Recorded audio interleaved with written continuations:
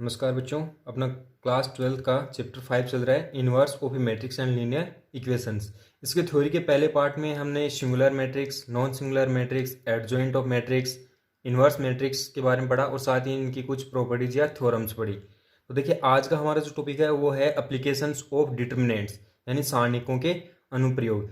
इसमें जो पहला वो है त्रिभुज का क्षेत्रफल, एरिया ऑफ ए ट्राइंगल, कि डिटर्मिनेंट्स के यूज से किसी भी ट्राइंगल का एरिया किस तरह से फाइंड करते हैं। अब देखिए, आपको पता है कि त्रिभुज में कितने शीर्ष या वर्टेक्स होते हैं? 3। तो सबसे पहले हम मानेंगे कि यदि किसी एक त्रिभुज के शीर्ष, पहले क्या मानेंगे हम? त्रिभुज के शीर्ष मानेंगे x1 y1 x2 y2 तथा x3 y3 है। ठीक है, तो त्रिभुज का जो क्षेत्रफल होता है वो क्या होता है? आपने 2D में पढ़ा भी है कि त्रिभुज का क्षेत्रफल क्या होगा।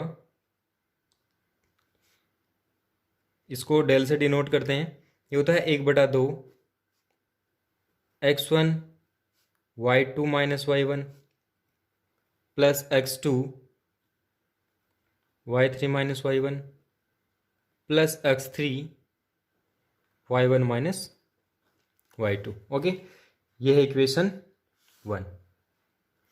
देन अब आपको पता है कि इस तरह से अगर कोई डिटर्मिनेंट हो x1 x2 x3 y1 y2 y3 1 1 1, ठीक है, अगर इस डिटर्मिनेंट का आप प्रसार करो प्रथम स्तंभ के सापेक्ष, ये जो प्रथम स्तंभ है x1 x2 x3, इसके अकॉर्डिंग अगर आप इसका एक्सपेंशन करोगे तो क्या मिलेगा आपको? x1 मिलेगा। x1 के बाद में, x1 को हाइड करने के बाद में जो कोफैक्टर बनता है, जो सारणिक बनता है कोमाइनर, वो है y21 y31। तो ये y21 और y31। फिर आएगा माइनस x2 हाइड करेंगे तो क्या आएगा? y1 1 y31। फिर प्लस का आएगा x3 के लिए क्या मिलेगा? y1 1 और y2 1, y1 1 y2 1। ठीक है, ये कब मिला आपको? इसका प्रथम स्तंभ से प्रसार करने पर। ठीक, इसका अगर आप सोल्व करोगे तो इसको आप लिख सकते हो x1 y2 माइनस y3। इसका ये जो मैट्रिक्स है इसका हल क्या होगा? इसके अग्रक विकर्ण के अवयव का गुणा माइनस पश्च विकर्ण के अवयव का गुणा। तो ये लिख दिया y2 minus y3 minus x2 है। देखिए, जो माइनस x2 है y3 y1 minus y3 plus x3 y1 minus y2। इसको देखिए, यहाँ से माइनस कॉमन लिख ले, ये क्या ले लेंगे? कॉमन। तो यहाँ पर x2 आ जाएगा y3 minus y1 plus x3 y1 minus y2 आ गया। ये इक्वेशन नंबर है 2। तो समीकरण 1 व 2 से आप क्या लिख सकते हो? समीकरण 1 व 2 से कि ये जो डेल है, ये जो क्षेत्रफल है डेल है, वो किसके बराबर है? 1/2। और ये डिटर्मिनेंट, ये क्या है? Determinant x1 y1 1 x2 y2 1 x3 y3 1। ठीक है, इसका मतलब अगर एक त्रिभुज है जिसके शीर्ष x1 y1 x2 y2 x3 y3, तो उसका क्षेत्रफल क्या होगा? डेल होगा ये। ठीक, दूसरी इसमें जो एक इम्पोर्टेंट बात है, आपको पता है कि किसी भी आकृति का जो क्षेत्रफल होता है वो हमेशा धनात्मक संख्या होती है।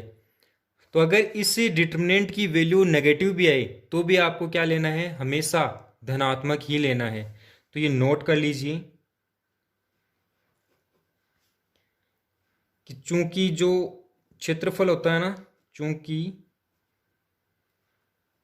क्षेत्रफल हमेशा धनात्मक होता है।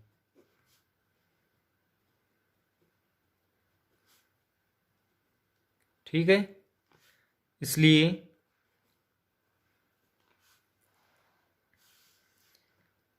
क्षेत्रफल ज्ञात करते समय सारणी का धनात्मक मान लेंगे।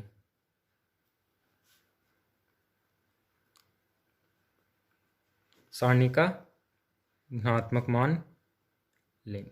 ठीक है, ये इंपॉर्टेंट है, इसको याद रखें। अब डिटरमिनेंट का जो नेक्स्ट एप्लीकेशन है वह है कि तीन बिंदुओं के संरेखीय होने की शर्त। संरेखीय होने का मतलब होता है एक ही रेखा में। अब यहां पर भी ये जो ट्राइंगल वाला फिक्ट है वो यूज होगा। बहुत ही सिंपल है। कैसे? आपको पता है कि अगर एक ही रेखा के ऊपर कोई तीन बिंदु हैं तो उनसे आप त्रिभुज नहीं बना सकते हो। इसका मतलब अगर त्रिभुज नहीं बनेगा तो उसका क्षेत्रफल भी नहीं होगा, यानी क्षेत्रफल क्या होगा? शून्य। और इसमें यही लॉजिक लगता है कि यदि तीन कोई भी पॉइंट है, क्या है? x1 y1 है, x2 y2, x3 y3, ये तीन पॉइंट हैं। ठीक है, अब इनको आप नेमिंग भी दे सकते हो कि ये a है, एक b है, एक ये c है। इस तरह से संरेखीय हैं। कैसे हैं? संरेखीय हैं। तो त्रिभुज जो ABC बनेगा, ABC का क्षेत्रफल क्या आएगा? आपको पता है जब संरेखीय है तो त्रिभुज बनेगा नहीं तो क्षेत्रफल शून्य होगा। क्या होगा? शून्य। आपको पता है त्रिभुज का क्षेत्रफल कितना होता है? 1/2। और ये जो इसके पॉइंट्स हैं ये यहां पर आएंगे x1 y11, x2 y21, x3 y31। ये डिटरमिनेंट, इसकी वैल्यू जब यहां ये 1/2 है, अब ये वैल्यू देखिए किसकी इक्वल होगा? 0 के इक्वल। क्यों? क्षेत्रफल क्या है? शून्य। जब ये शून्य के इक्वल है इसका मतलब आप क्या लिख सकते हो कि ये जो वैल्यू है x1 y11, x2 y1, x2 y21, x3 y31, ये इक्वल टू क्या आएगा? 0। और ये किसकी कंडीशन है? कोलिनियरिटी की कंडीशन है कि कोई भी तीन बिंदु अगर संरेखीय हैं तो वो इस कंडीशन को फॉलो करेंगे। ओके, अब देखिए जो नेक्स्ट है कि दो बिंदुओं से गुजरने वाली रेखा का समीकरण। किन्हीं भी दो बिंदुओं से गुजरने वाली रेखा। तो सबसे पहले तो कोई दो बिंदु होने चाहिए। तो माना कि यदि दो बिंदु क्या लेंगे? x1 y1, ये a है, ये b है, x2 y2। अब आपको मानना पड़ेगा कि एक कोई बिंदु और है p, जिसके कोऑर्डिनेट क्या हैं? x y है। AB से गुजरने वाली रेखा पर स्थित है। AB से गुजरने वाली रेखा पर स्थित है। अब A और B दो बिंदु हैं, उनसे एक रेखा AB गुजर रही है और उस रेखा के ऊपर एक बिंदु P है। तो ये तीन बिंदु हो गए और तीनों बिंदु कैसे हुए? संरेखीय। तो बिंदु क्या हो गए? तो ये जो बिंदु है ना P, A व B संरेखीय होंगे। तीनों एक ही रेखा पर हैं तो क्या होंगे? संरेखीय। अब अपने संरेखीय होने की कंडीशन पढ़िए। क्या कंडीशन है? कि तीनों जो पॉइंट्स होते हैं उनके कोऑर्डिनेट्स मिलाकर जो डिटरमिनेंट बनता है उसकी वैल्यू किसकी इक्वल आएगी? 0 के इक्वल टू 0, जो कि समीकरण का क्या है? जो कि रेखा का अभिष्ट समीकरण है।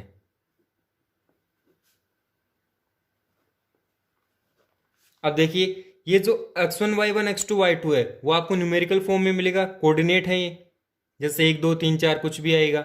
और सिर्फ क्या बचा है? X y. जब हम इस डिटरमिनेंट को सोल्व करेंगे तो आपको एक इक्वेशन मिलेगी और इक्वेशन किसकी होगी? ए और बी जो दो बिंदु हैं उनसे गुजरने वाली रेखा की। ओके, अब नेक्स्ट देखिए कि रेखिक समीकरण निकाय का हल, solution of system of linear equation. अब सिस्टम ऑफ लीनियर इक्वेशन क्या होता है कि इक्वेशंस ये सारी क्या हैं, लीनियर इक्वेशंस हैं। इनके जो वेरिएबल है उनकी पावर कितनी है, 1। दैट मीन्स ये सारी क्या है, लीनियर इक्वेशन है। इस तरह से ये जो सिस्टम बन रहा है, एक कॉम्बिनेशन बन रहा है, एक पेयर बन रहा है, इसी को क्या बोलेंगे, सिस्टम ऑफ लीनियर इक्वेशन। ये जो लीनियर इक्वेशन का सिस्टम है वो भी दो टाइप का होता है। यहाँ पर ये जो इक्वल के अंदर b1 b2 b3 है, अगर ये तीनों वैल्यूज जीरो के इक्वल हों तो उसको समघाती निकाय बोलते हैं, होमोजेनियस सिस्टम बोलेंगे। और अगर इनमें से कोई एक भी जीरो नहीं है, कोई एक भी जीरो नहीं है, तो उसको बोलेंगे विषमघाती, नॉन होमोजेनियस सिस्टम। अब हम यहाँ पर जो नॉन होमोजेनियस सिस्टम है यानी विषमघाती निकाय है उसके हल के बारे में पढ़ेंगे। तो देखिए ये दो तरीके से हल किया जा सकता है। पहला है सारणिकों के प्रयोग से। इसमें जो रूल यूज होता है वो है क्रेमर रूल, ठीक। दूसरा आव्यूह सिद्धांत से, इसमें मैट्रिक्स जो है वो यूज होती है। तो पहले बात करते हैं हम सारणिकों के प्रयोग से, ठीक है, यानी क्रेमर जो रूल है उससे। अब इस क्रेमर रूल के अंदर भी अगर इसको डिवाइड करें तो दो टाइप का हो जाएगा। एक तो दो चरों वाले रैखिक समीकरण निकाय का हल, और एक होता है तीन चरों वाले रैखिक समीकरण निकाय का हल। तो देखिए अगर कोई भी दो चरों वाला रैखिक समीकरण निकाय है तो समीकरण निकाय किस तरह का होगा कि दो चरों वाले रैखिक समीकरण निकाय लिखेंगे। पहले तो दो चरों वाला रैखिक समीकरण निकाय, ठीक। अब समीकरण निकाय क्या लिखा जाएगा, a1x b1y equal to c1, a2x b2y equal to c2। ये क्या हो गया, एक समीकरण निकाय है दो चरों वाले रैखिक समीकरण का। अब इसका जो हल वो हम क्रेमर रूल से फाइंड करेंगे।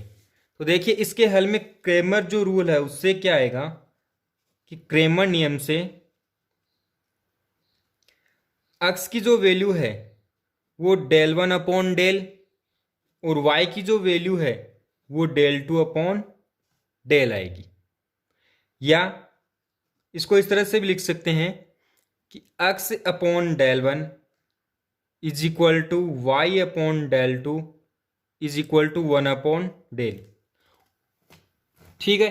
साथ में एक कंडीशन है कि del not equal to zero, यानी डेल की वैल्यू है वो जीरो नहीं होगी। ओके, अब आगे देखिए, इसमें ये जो डेल है वो a1 b1 a2 b2 है।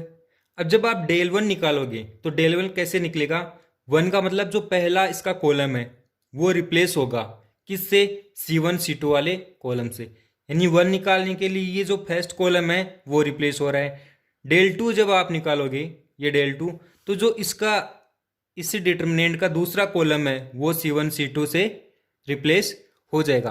अब देखिए इसके अंदर कुछ ही स्पेशल कंडीशंस भी हैं, विशेष स्थितियां हैं। किस तरह से हैं वो इस जो समीकरण निकाय है उस पर डिपेंड करता है। विशेष स्थिति, यदि समीकरण निकाय वास्तव में दो सरल रेखाओं को प्रदर्शित करें या निरूपित करें,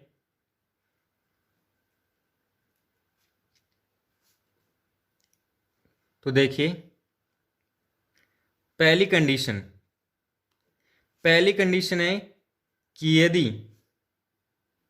a1 upon a2 not equal to है b1 अपॉन b2, तो जो निकाय है उसका हल है वो किस तरह का होगा, निकाय का हल अद्वितीय,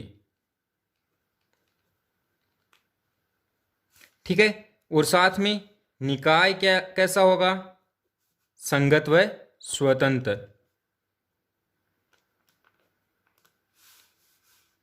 दूसरी कंडीशन है कि यदि a1 अपॉन a2 है बराबर b1 अपॉन b2 लेकिन बराबर नहीं है c1 अपॉन c2, तो ये जो निकाय है इसका हल संभव नहीं होगा, निकाय का हल संभव नहीं है। तो इस कंडीशन में निकाय किस तरह का होगा, निकाय असंगत होगा, निकाय असंगत।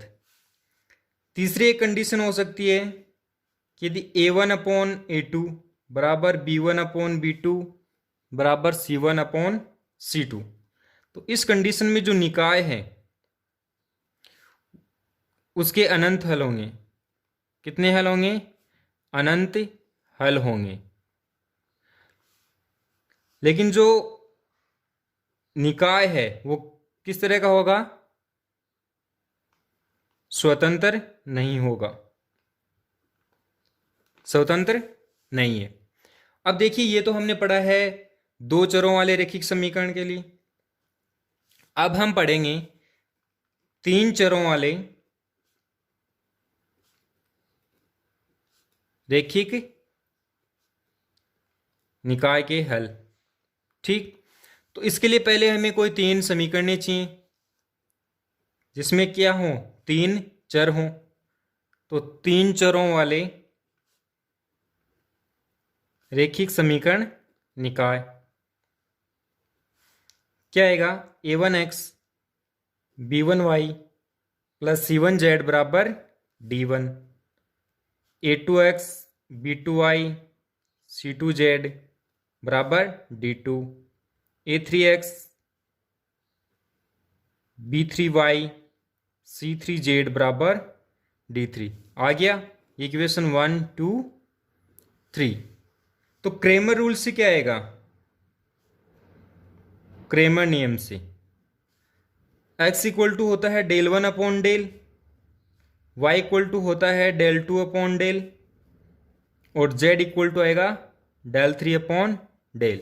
सम्मित रूप में अगर हम इसको लिखना चाहें, सम्मित रूप में अगर हम इसको लिखना चाहें तो ये आएगा x upon del 1 y upon del 2 z upon del 3 is equal to 1 upon del. जहां पर डेल क्या है? डेल है A1 B1 C1, A2 B2 C2, A3 B3 C3।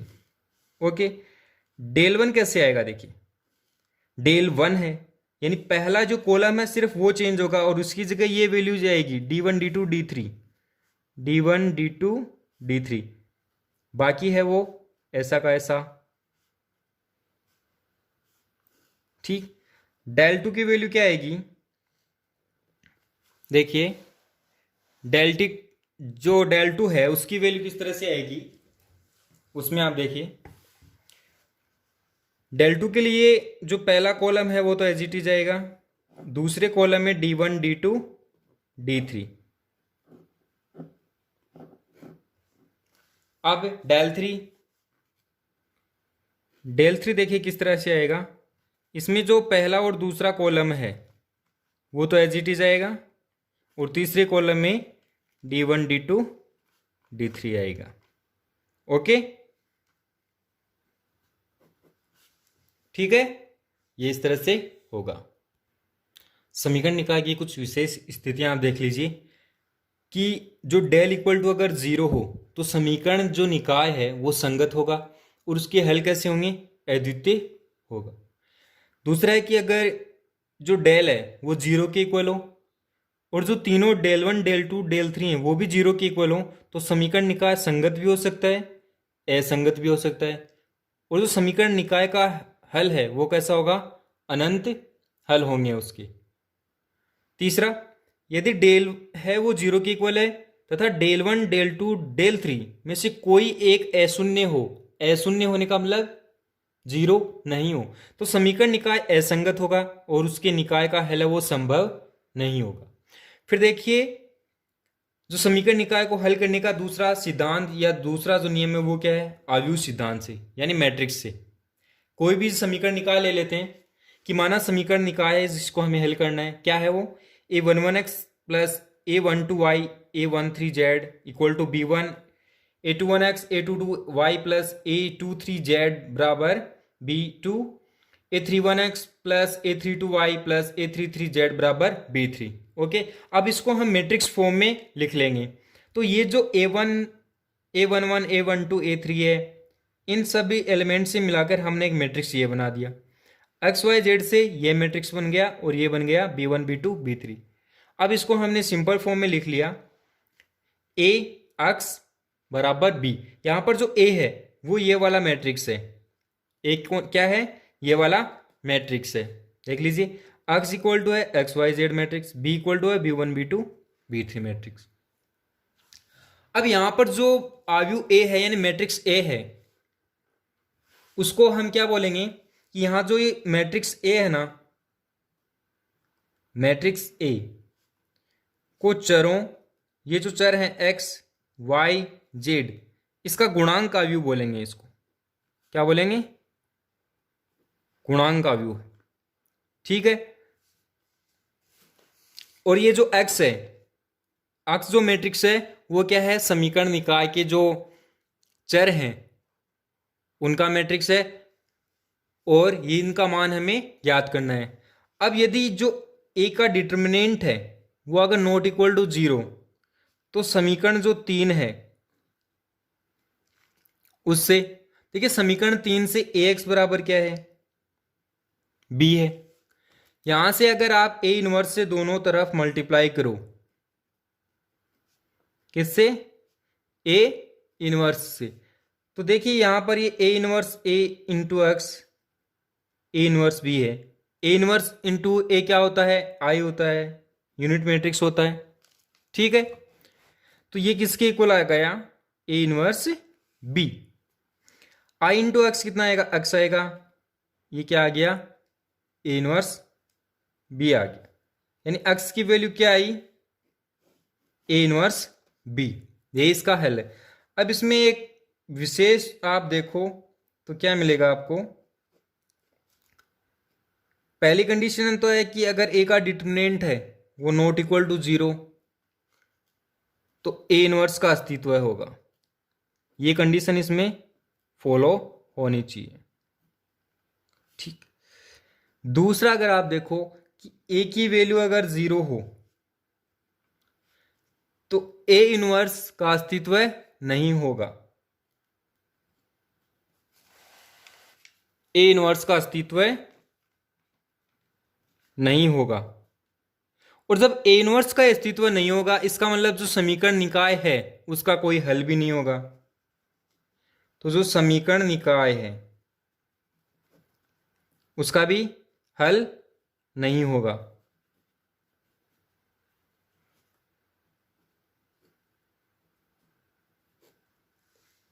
Okay.